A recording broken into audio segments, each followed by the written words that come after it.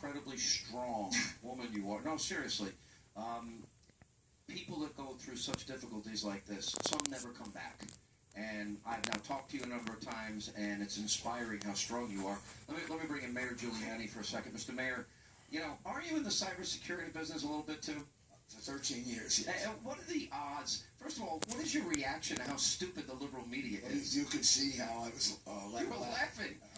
First of all, David Gregory? I mean, is he serious? no.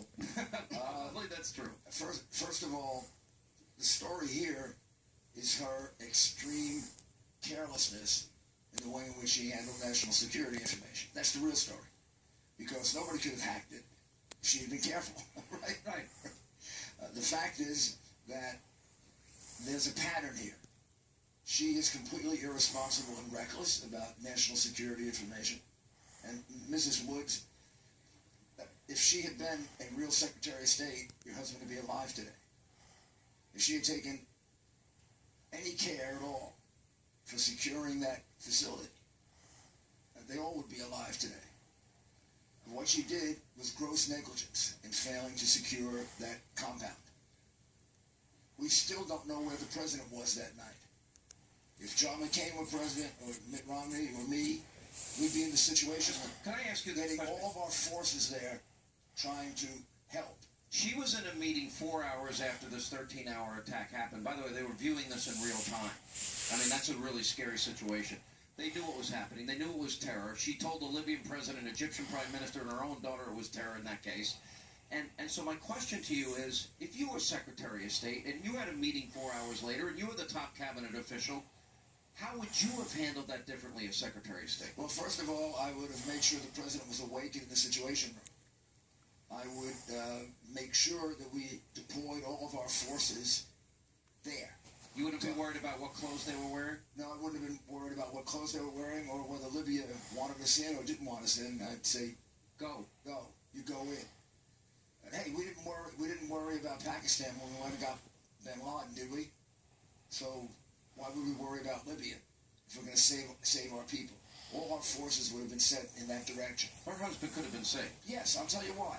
You know what their excuse is? Even some of the secretaries of defense, they say, well, there wasn't enough time to save them. Now, I've been in a lot of emergencies, Sean, including the worst attack in the history of America, a foreign attack. You don't know how much time you have to save someone. They could have been held hostage for 5 days or 6 days. So what you do in an emergency is you move all your forces there immediately. And had they done that, they could have saved lives.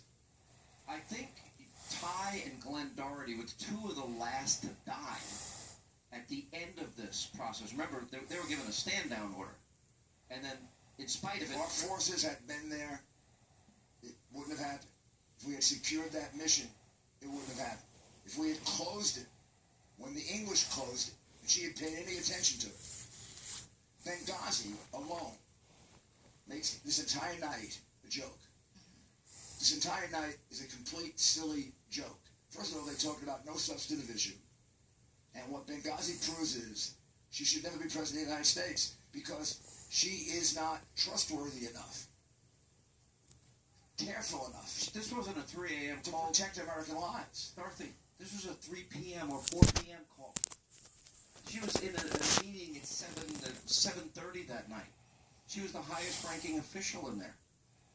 When you listen to the mayor and you see the facts and 600 denied security requests, and during the attack they're worried about the clothing that the military that they'd never sent anyway would be wearing, and then afterwards they lie to you. You lost your husband. I'd be angry. I would be extremely angry. Yeah, but being angry it doesn't help. and caring, it doesn't change the outcome, nor does it help. Now, don't get me wrong, the first years is a very emotional and trying time. There was a lot that I had to work through, a lot that I tried to understand, and a lot I had to figure out what was important. But really what kept me going was I knew Ty. I knew the type of man, I knew the type of patriot he was. And I knew that there was no other place he would have rather been. But he was betrayed by our government and by her. I understand. True or false? True. True. And that's my personal opinion. But, I'm pretty sure that he knew well into it that no help was coming. And he still Went anyway. save lives. Last word, Mr. Mayor. Well, God bless him. Yeah, really. God bless you. And he was entitled to a better commander-in-chief and Secretary of State. And Donald Trump and Mike Pence and the people they choose going to be a heck of a lot better than what we saw on the stage tonight. This president has left this country A mess. in the most dangerous state that it has been in since the Cold War. We had 4 bombings in Germany in 8 days, and we had a Catholic priest whose head was chopped off, and they said nothing about it tonight. Can I just say one Last thing? word. Yeah, one thing. Towards the end of his speech, President Obama had said to the effect of, sometimes we make mistakes. Hillary has made a mistake. That's what happens when you try. Well, you know what? That's really easy for him to say in a crowd full of people cheering for him. That was difficult for him to say in a room full of families that had just lost.